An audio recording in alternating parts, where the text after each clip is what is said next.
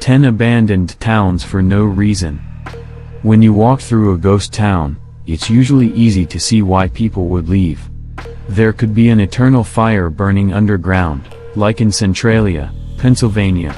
France has at least 6 abandoned towns and ruins due to German raids during World War II. But if you're walking through a ghost town with perfectly good buildings, a decent location, and a stable political environment, then why would someone abandon a perfectly good town? Here are the top 10 towns that people abandoned for no apparent reason. Dudleytown, Connecticut, the dark forest. Atop a hill in the quiet, forested Connecticut town of Cornwall is an abandoned village isolated from the rest of the world. Dudleytown, which sits in the now private Dark Entry Forest, was settled in 1747 by the Dudleys. Not only is it abandoned, but according to local legend, it's cursed as well. Dudleytown started like any early settlement, where people built homes, farmed land, and lived happy lives, even forging iron. But as time passed, it seemed as though the village was doomed to fail.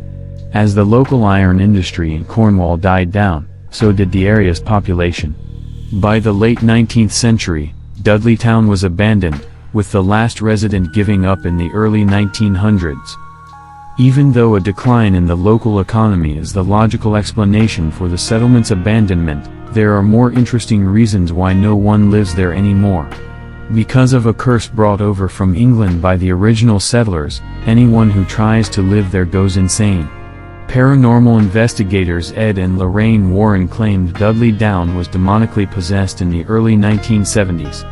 Although the people who live in the neighborhood near Dark Entry Forest claim there's nothing in the remains of Dudleytown, amateur ghost hunters who've trespassed insist that there is and that the ghosts and demons the settlers encountered were real. Ordos Kangbashi, China.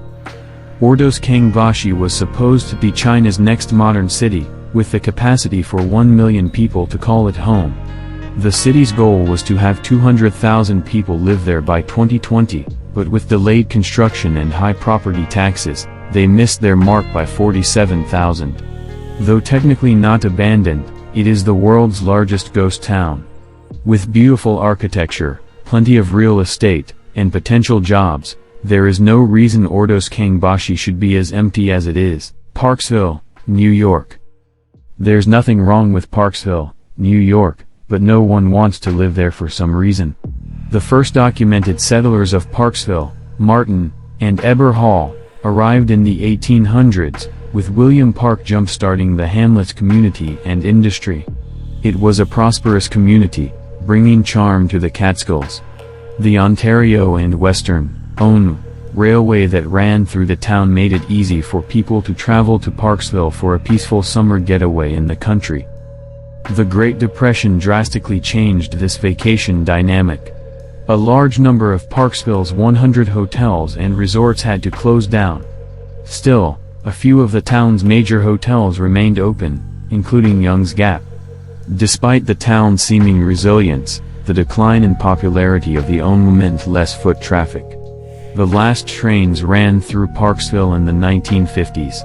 Hope shone on Parksville in the late 1980s and 1990s, when Route 17 brought traffic through the town. But again, another travel hiccup got in the way of Parksville's true return. New York converted Route 17 to Interstate 86, which redirected traffic out of the town. This change rendered Parksville, once again, without its main source of people. Local business owners have tried a few times to bring the once bustling town back to its former glory, but it remains abandoned. Thurmond, West Virginia. Another train town turned ghost town, Thurmond, West Virginia, is a well-preserved slice of American coal mining history. But what led to the population's decline from 500 in 1930 to a mere 5 people in 2010? Some people believe the decline is due to Dun Glen's burning, one of the town's famous hotels. The Dun Glen was the site of the world's longest-lasting poker game. No, it wasn't just a few hours, not even a few days. It lasted 14 years. But between the collapse of the Dun Glen and the near inaccessibility of the town's commercial zone until 1921 by a single road, the town could never regain its footing. Now, outside of claims that ghosts of the past haunt some of its structures, the old Thurmond train depot acts as a visitor center for the New River Gorge National River, Adaminaby, Australia. You can leave your town forever for several serious reasons: crime, war, economic depression, etc. Then you can decide to leave your town because it was relocated. This was the case with Adaminaby, Australia. The people abandoned their town for no reason of their own, they had no choice. In 1957, the government relocated 700 people to make way for the man-made Lake Yucumbin. Some homes were physically moved, but the lake drowned most of the town's original structures. Only about 250 people decided to stay, a major drop in population. After a 2007 drought dried up the lake, the ruins of the first Adaminaby surfaced, Roanoke Colony, North Carolina. This Roanoke Colony, also called the Lost Colony, is one of the U.S.'s oldest mysteries and still draws speculation from historians. 115 English settlers arrived on Roanoke Island in August 1587. The next year, the governor of the colony, John White, sailed back to England for fresh supplies. When he returned 3 years later, he couldn't find a single soul, not his wife, his daughter, or any of the other people who had come over with him. All he found was a post with the word Croatoan carved into it. This leads some archaeologists to believe that the colony relocated to what we now call Hatteras Island, Glen Rio, New Mexico. Get your kicks on Route 66. That's what kept this former border town alive. When Route 66 fell out of favor, so did Glen Rio, New Mexico, and Texas. Even though the population never hit over 30 in its heyday, it was still an important stop on Route 66. In 1938, film crews filmed John Steinbeck's adaptation of his novel The Grapes of Wrath for 3 weeks in Glen Rio. And with the post-war economic boom in the 1950s, Glen Rio's location along Route 66 put it in a perfect position to prosper, until the Rock Island Railroad depot closed and the government built Interstate 40. The new interstate rerouted traffic, meaning tourists no longer passed through the small town.